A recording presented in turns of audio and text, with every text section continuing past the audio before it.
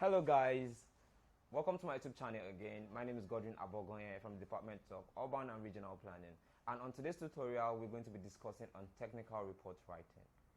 Technical report writing. What is technical report writing?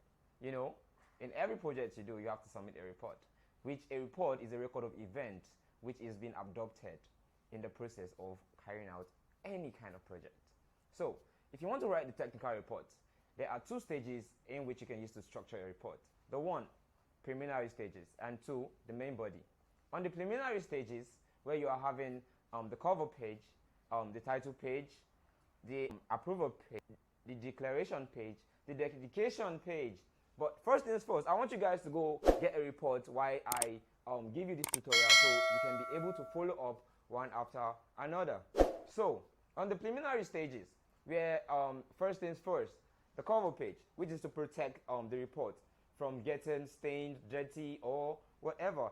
And on that cover page, the title of your report is on the cover page with the name of the author. And your name will be clearly stated on the cover page, which it is the first thing you come across when holding a report in your hand. And why open the second, after the cover page, that's when you get your title page. That has no number too. No number with the title page. After the title page, you get the approval page. From the approval page, that's when you get the declaration page. The declaration page, it is having Roman numeral 2. That is, approval page is Roman numeral 1. The declaration page is having Roman numeral 2. Then the dedication page now is having Roman numeral 3. That is how to structure the preliminary stage on your report. Then after the dedication page, we now have the acknowledgement, where you acknowledge people you want to acknowledge on your report. After the acknowledgement page, you're having the table of contents. This table of contents now shows how and what is in your report.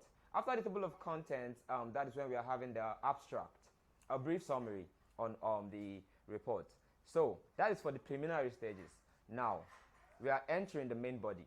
On the main body right now, where you are having, if you can open to your reports that you are holding right now, I would like you to check on the main body, where we are having the chapters. Chapter 1. Inside the chapter 1, that is where we are having the introduction. Most times, introduction are normally one tight sleeve, one tight page. That's the introduction.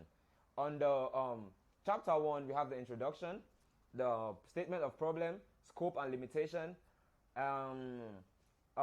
hypothesis and research question.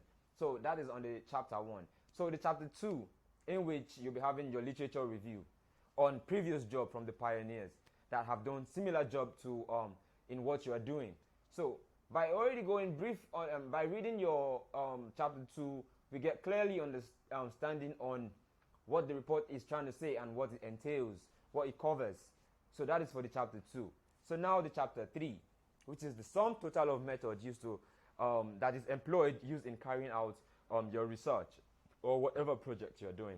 That is for the chapter 3. The methodology, that is for chapter 3. On the methodology, that's when we're having aims and objectives, statement of problems, method of data collection, source of data, which the source of data, we have the primary source and the secondary source.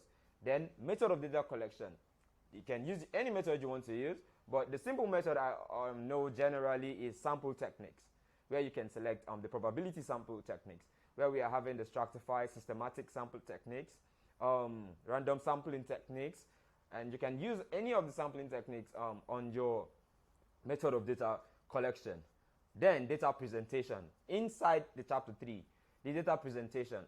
How do you present whatever thing you are presenting? Using pie charts to present your project and whatever thing you do. So that is for data presentation. Then inside the same chapter 3, the methodology, the use of all your findings to the study, to what you are doing. What is the use? So it has to be clearly stated. The use. That is when they will buy or not. That is when it will be implemented or not. So the use of it to the study. So that is for the methodology, chapter 3. Then the chapter 4 on the main body. This chapter 4 now is the result, the total result, the analysis, whatever thing you have find the total result. If it's the questionnaire you use in collecting data from the holistic area of study, will be clearly stated in the chapter 4. So that is the result. Then the chapter 5, where we have the conclusion and the recommendation, which is the final stage. The conclusion. You conclude in the summary, in everything you are trying to say in the entire report. After concluding it, then you recommend a strategy in which they have to go about to carry out the project. So by and large, if you follow this process I have already shared with you guys, you'll be able to carry out a good report and a good structure of a report without no complaint. So if you like content like this, I would like you to click to the subscribe button and notification icon and get notified whenever I post any video right here on this channel, because I always drop videos in planning, because I'm a TPL, a town planner, a student of urban and regional planning from the Federal Polytechnic of Nasarawa State, Nigeria. Yes, as report entails, as reports, the name reports, you have the feasibility reports, the proposal reports, the external reports, internal reports, and so many more reports used to clearly state your intention on what is going on in your territory or in the project you are carrying out or in your organization or in anything you want to report. So there are different kinds of reports. So while stating a report, you have to carefully select the kind of reports, because there are different types of reports. Internal reports are reports that are actually used in an organization internally, where you can actually submit to your colleagues, your boss, or to give report on annual spending in your organization. So that is for internal report. So, don't forget, the reader does not know what is in your report. You have to clearly state the report with formal language. Avoid vague terms. They are hard and difficult to understand.